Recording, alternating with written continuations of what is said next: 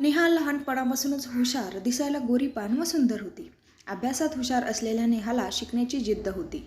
घरची परिस्थिती बेताचीच असल्यामुळे भरपूर पैसे कमवून घरच्यांना सुखी करणे हा एकच मानस तिचा होता. आईसोबत लहान बहीणही लोकांच्या घरची धुणी भांडी करायची. लोकांच्या घरी जाऊन आपली आई आणि छोटी बहीण हे सर्व काम करत होत्या हे नेहाला आवडत नव्हते. नेहा शिक्षणासाठी बाहेरगावी असल्याने दर महिन्याला तिची आई तिला कसे बसे होतील तेवढे पैसे पाठवायची. ग्रॅज्युएशननंतर घरच्यांना आर्थिकदृष्ट्या कशाप्रकारे मदत करता येईल या विचारात असतानाच तिची नजर नोटीस बोर्डवर असलेल्या एका कागदावर गेली. Hurry up, change your dreams असंच काहीतरी लिहिलेलं दिसलं. तो कागद एका लघुपटाच्या ऑडिशनसाठी नोटीस असल्याचे तिच्या लक्षात आलं. हा कागद आपल्या कामाचा नाही असा विचार करत ती पुढे जायला निघणार तेवढ्यात तिची नजर शेवटच्या ओळीवर जाते. निवड झालेल्या कलाकारांना आकर्षक मानधन दिले जाईल. हे सर्व बघून तिच्या डोक्यात चक्र चालू झाले होते. प्रयत्न करायला काय हरकत आहे असा विचार ती करत होती. दुसऱ्या दिवशी सकाळी सर्व मुली मेकअप करून ऑडिटोरियम हॉलमध्ये जमल्या. एक एक जण पुढे येऊन आपली ओळख करून देऊ लागल्या. बाकीच्या मुलींसोबत नेहानेही तिला जमेल तशी संपूर्ण आत्मविश्वासाने ॲक्टिंग केली. जवळजवळ 100 मुलींचे ऑडिशन झाल्यावर 2 तासांनी सिलेक्टेड मुलींची नावे नोटीस बोर्डवर लागली. आपण सिलेक्ट होणार नाही याची खात्री मनात बाळगून नेहा परत रूमवर जाण्यासाठी निघाली. तेवढ्यात तिच्या एका मैत्रिणीने तिला पळत येऊन सांगितले की तू सिलेक्ट झाली आहेस. रूमकडे जाण्यासाठी वळलेली नेहा आश्चर्याने लिस्ट पाहण्यासाठी नोटीस बोर्डच्या दिशेने धावू लागली. लिस्टमधील तिच्या नावाच्या स्वरूपात तिला तिची पहिली कमाई दिसू लागली. दुसऱ्या दिवशी नेहा त्या निर्मात्याला भेटायला गेल्यावर प्रशांतने तिला स्क्रिप्ट वाचायला दिली. तिला ती स्क्रिप्ट आवडली. नेहा नव्याने सर्व काही अनुभवत असल्यामुळे ती खूप खुश होती. प्रशांतने नेहाला शूटिंग कधी, कुठे आणि किती टप्प्यात होणार याची माहिती दिली. लघुपटाची शूटिंग सुरू झाली. प्रशांतच्या सल्ल्याने नेहा तिच्या ॲक्टिंगमध्ये सुधारणा करू लागली. लघुपटाचं काम हे अंतिम टप्प्यात आलं होतं. लघुपटातून मिळणाऱ्या मानधनातून तिचे काही दिवस तरी सुखात जाणार होते. नेहाला या क्षेत्रात आता रुची वाटू लागल्यामुळे याच क्षेत्रात जीव ओतून काम करायचं असं तिने ठरवलं होतं. लघुपटानंतर नेहाला काही छोट्या मोठ्या संधी मिळाल्या, पण या क्षेत्रातील कमी अनुभवामुळे तिला म्हणावे तसे काम मिळत नव्हते आणि त्याचबरोबर तिला आर्थिक चणचणही भासू लागली. काम नसल्यामुळे नोकरीच्या शोधात ती होती. पैशामुळे आईचे घरकाम वाढले आणि बहिणीच्या शिक्षणाबाबतीतही अनिश्चितता दिसू लागली. पुढे काय करायचे हा विचार चालू असतानाच तिला परत प्रशांतचा कॉल आला. यावेळी त्याने तिला एका सिरियलसाठी विचारले आणि याच संदर्भात त्याने तिला चर्चेसाठी घरी यायला सांगितले. नेहाने लगेच होकार दिला. सिरियलच्या बातमीने ती खुश होती, पण शंकेची पाल तिच्या डोक्यात चुकचुकली. ती म्हणजे त्याने घरी का बोलावले? याआधी त्याने कधीच चर्चेसाठी घर निवडले नव्हते. नेहा प्रशांतच्या इमारतीच्या खाली उभी होती.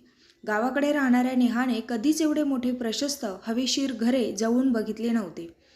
भोवतालचा परिसर निळत निळत ती एकदाची दरवाजासमोर पोहोचली. केस आणि खांद्यावरची ओढणी नीट करतच एक मोठा श्वास सोडून तिने दारावरची बेल वाजवली. हसत हसत प्रशांत आणि मेघनाने तिचे स्वागत केले.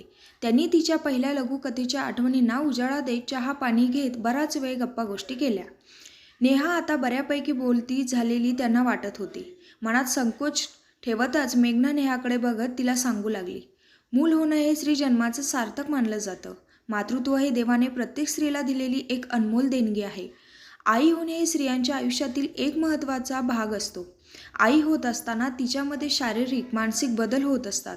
मातृत्व म्हणजे स्त्रीचा पुनर्जन्म असतोच. आपल्याच हाडामासांचा गोळा जेव्हा आपल्या हातात येतो तेव्हा तिला आकाशही ठेंगणं वाटू लागते.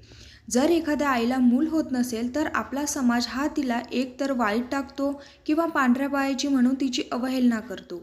कधी वारंवार होणारे गर्भपात पचवून तर कधी वंशाचा दिवा पेटेपर्यंत एकापाठोपाठ मुलींचा जन्म देत राहते. आजवर हृदयात दाबून ठेवलेली आईची माया आणि समाजाने स्त्री जातीवर केलेले घात मेघनाच्या शब्दातून बाहेर पडत होते. त्यांचे लग्न होऊन 6 वर्ष झाले होते, पण त्यांना मूलबाळ होत नव्हते. सर्व टेस्ट करून झाल्या होत्या. एक उत्तम आयुष्य जगताना त्या दोघांना बाळाची उणीव नेहमीच भासत होती. त्या भावनेने दोघेही कासावीस होत असे. एकमेकांना घट्ट मिठी मारून रडण्यापलीकडे ते काहीच करू शकत नव्हते. त्यांनी बाळ दत्तक घ्यायचाही विचार केला होता, पण काही कारणाने ते शक्य झाले नव्हते. त्यांना नेहाचा एकमेव आधार दिसत होता. नेहाला संपर्क करण्यापूर्वी त्याने सर्व माहिती काढून ठेवली होती. ते तिचं सर्व काही करायला तयार होते, जर ती मानसिकरित्या तयार झाली तर. सर्व गोष्टी या गुलदस्त्यात राहतील अशी हमी देखील त्यांनी नेहाला दिली. डॉक्टरांच्या सल्ल्यानुसार आपण हे सर्व करणार आहोत. पोटाच्या खळगी भरायला नवीन काम मिळेल, गरज भागेल अशा विचारात नेहा प्रशांतच्या घरी गेली होती. पण क्षणार्धात तिच्या स्वप्नांचा चुराडा झाला होता. मेघना आणि प्रशांत तिच्याकडून एका बाळाची अपेक्षा करत होते. हा सर्व प्रकार आहे हे तिला समजण्याच्या पलीकडचे होते. तापलेल्या शिष्यासारखे तिचे शरीर गरम झाले होते. डोकं भनभन करू लागले होते. सोफ्यावर बसलेली नेहा डोळे विस्फारून कपाळावर आठ्या आणून प्रश्नार्थक मुद्रेने प्रशांतकडे बघू लागली. त्यामुळे तिचा प्रचंड संताप होत होता. जाणाऱ्या नेहाला मेघना शांतपणे आणि धीराने बोलली की, विचार करून तुझं उत्तर सांग. मेघनाकडे वळून बघण्याची तसदी देखील न घेता नेहा घराबाहेर पडली. जाणाऱ्या अपेक्षांना खिन्नपणे बघण्याशिवाय मेघना आणि प्रशांत काहीच करू शकत नव्हते. रूमवर यायला तिला उशीर झाला होता. कुणाशीही काही न बोलता फ्रेश होऊन नेहा बेडजवळ असलेल्या खिडकीजवळ उभी होती. तिचं सगळं अवसान गळून पडलं होतं. ती भयान शांतता तिला खायला उठली होती. रात्रीच्या अंधारात रस्त्यावरच्या मिणमिणत्या दिव्याखाली किड्यासारखं वळवळ करणारी काही माणसं तिला दिसत होती. जवळच असलेल्या मंदिरात देवही शांत झोपी गेला असावा असं तिला भासत होते. तिला खूप एकटं वाटत होतं. आईच्या कुशीत डोकं घालून खूप रडावंसं तिला वाटत होतं. तसं तिने आलेला आवंढा गेला आणि बेडवर पाठ टाकली. रातकिडे किरकिर करायला लागली होती. आभाळ गच्च चांदण्याने भरलं होतं आणि ढगांच्या सोबत त्या चंद्राचा लपंडाव चालू होता. ती आता शांत डोक्याने मेघनाने सांगितलेल्या प्रत्येक गोष्टीवर विचार करत होती. यामध्ये तिला फक्त पैसे दिसत होते, जे तिच्या आईला आणि बहिणीला सर्व कष्टातून मुक्त करणार होते. नेहाला काही केल्या झोप लागत नव्हती. तिला चांदण्याने भरलेल्या काळ्या ढगात आई आणि बहीण मेघनाचा चेहरा दिसत होता. तशी ती बेचैन झाली. मध्यरात्रीपर्यंत सारखी कूस बदलत होती. घरच्यांसाठी बघितलेले स्वप्न, त्यांच्या इच्छा पूर्ण करण्यासाठी नेहा तयार झाली आणि म्हणूनच सकाळी उठल्यावर तिने मेघनाला कॉल केला आणि विचारले की, हे सर्व माझ्यामुळे कसं काय होईल? काही दिवसांनी शूटिंग संपल्यावर ते तिघेही त्यांच्या फॅमिली डॉक्टरकडे गेले होते. प्रशांतने डॉक्टरांना पूर्वकल्पना दिलेली होती. डॉक्टरांसोबत औपचारिक बोलणे झाल्यावर त्यांनी थेट विषयालाच हात घातला. मेघना आणि प्रशांतने निवडलेला पर्याय म्हणजे सरोगसी. मराठीमध्ये त्याला पर्यायी माता किंवा पोशिंदा असेही म्हटले जाते.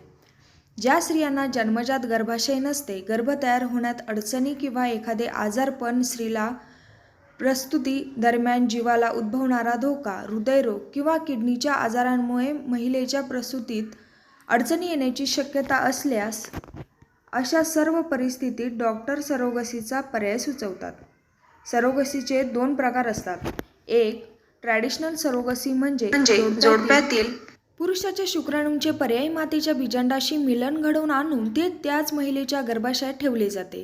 तर दुसरा म्हणजे गॅस्टेशनल सरोगसीमध्ये जोडप्यातील स्त्रीचं बीजांड आणि पुरुषाच्या शुक्राणूंचं प्रयोगशाळेत मिलन घडवून आणलं जातं आणि तो गर्भ दुसऱ्या महिलेच्या गर्भाशयात ठेवला जातो.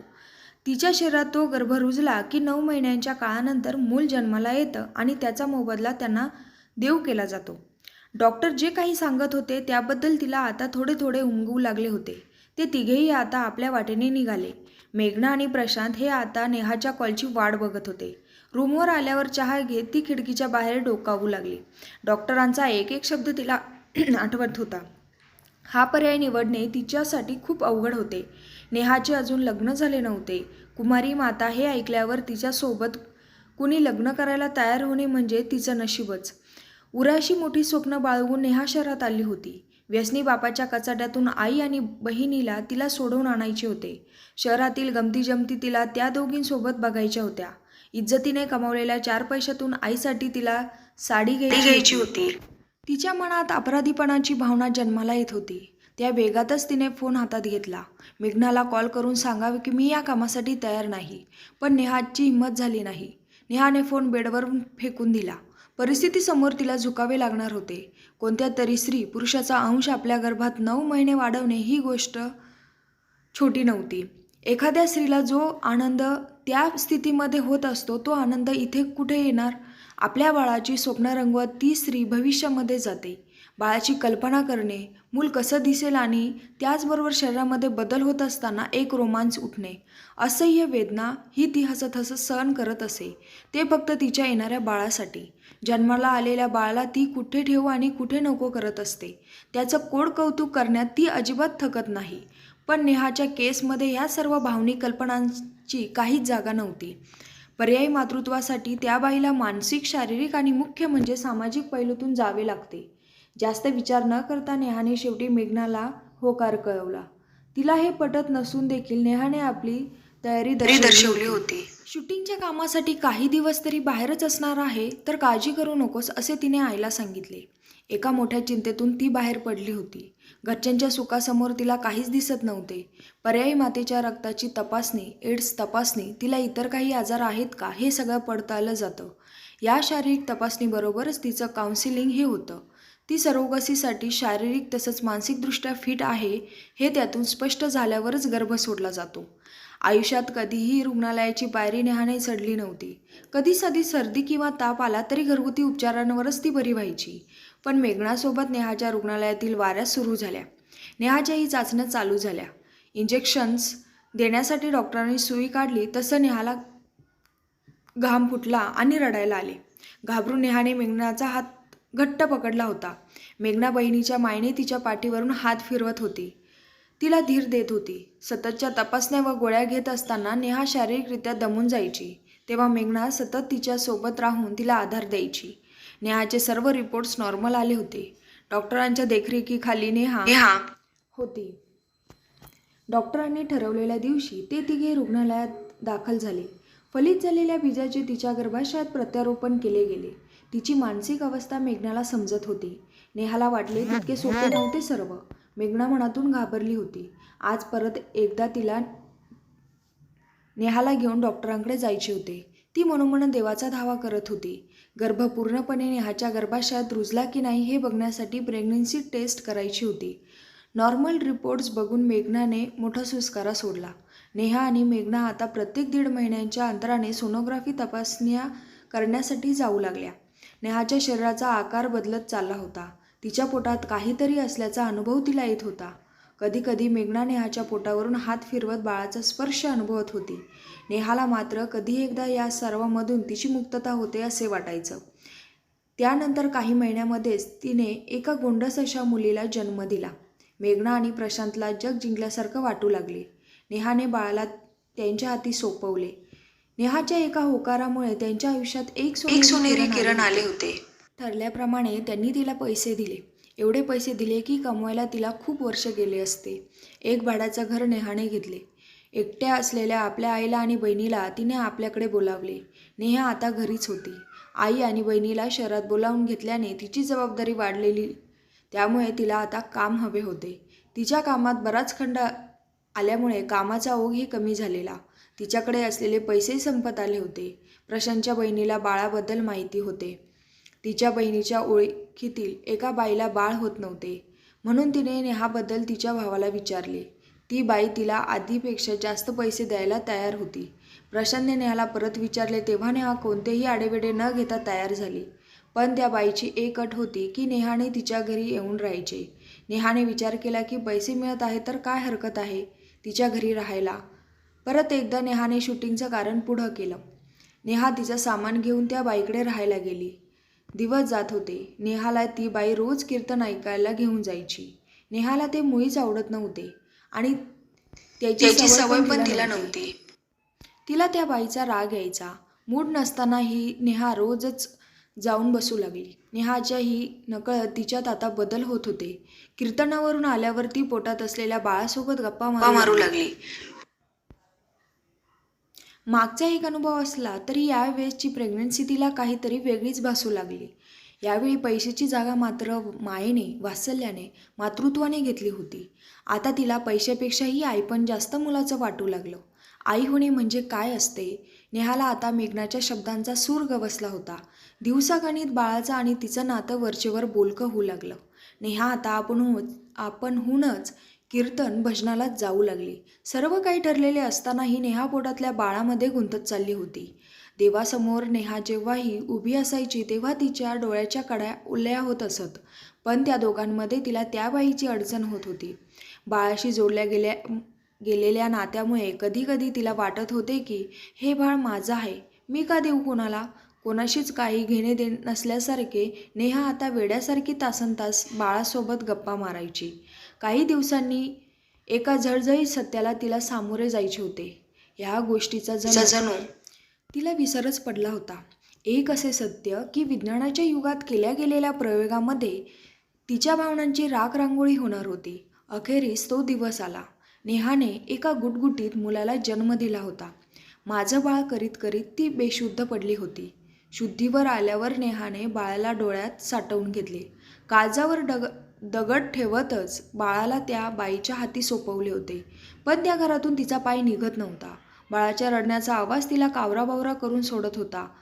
त्या बाईला कळकळीची विनंती करून नेहाने तिथेच काही दिवस राहण्याची अनुमती मिळवली. बाळाला पळून घेऊन जाण्याचा तिने प्लॅन केला. पैशांची भरलेली बॅग नेहाने बाळाच्या झोपाळ्याजवळ कधीच ठेवून दिली होती आणि काळोख्या रात्री ती बाळाला घेऊन घराबाहेर पडली.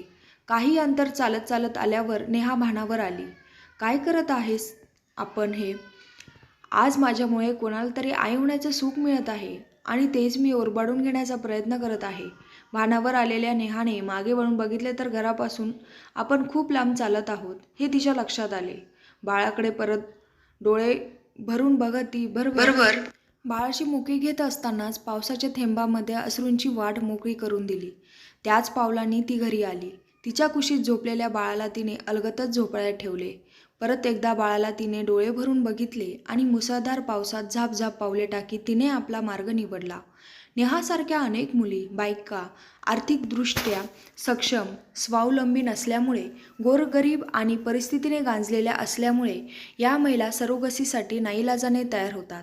सरोगसीनंतरच्या दुष्परिणामांना तिला 4 हात करावे लागतात. यात नैसर्गिक काहीच नसल्यामुळे मातेला मोठ्या दिव्यातून जावे लागते. सरोगसीसाठी गरजू महिलांना तयार केले जाते. तिच्या येणाऱ्या पैशांवर संपूर्ण कुटुंब पोसले जाते. या सर्व गुंत्यामध्ये कधीकधी ती बाई त्या बाळावर आपला हक्कही दाखवू शकते. काही माता पोटातील बाळासोबत भावनिकरित्या नकळत बांधल्या जातात. अशा मातेला ते बाळ दुसऱ्याच्या हाती सोपवताना अपार यातनांनाही सामोरे जावे लागते. सरोगसी तंत्रज्ञानाचा नेमका वापर कुणी करावा याबद्दल वारंवार प्रश्न उपस्थित होत असतात. सरोगसी शब्दावरून अनेक मोठी वादळे नेहमीच सुरू असतात. श्रीमंत लोकांसाठी ज्यांना एकलं पालकत्व हवे आहे, ज्या बायकांना पैसे देऊन स्वतःच्या प्रसूतीच्या वेदनेत दुसऱ्या स्त्रीच्या माथी मारायच्या असतात किंवा आपल्या शारीरिक बाधा ढळू द्यायचा नसतो, अशा लोकांमुळे सरोगसीचे बाजारीकरण झाले आहे. गरीब मातेचे गर्भ भाड्याने घ्यायचे हा नियम फक्त अशा जोडप्यांना लागू होतो ज्यांना मूल होऊ शकत नाही. पण आता तीच गोष्ट शौक बनत चालली आहे.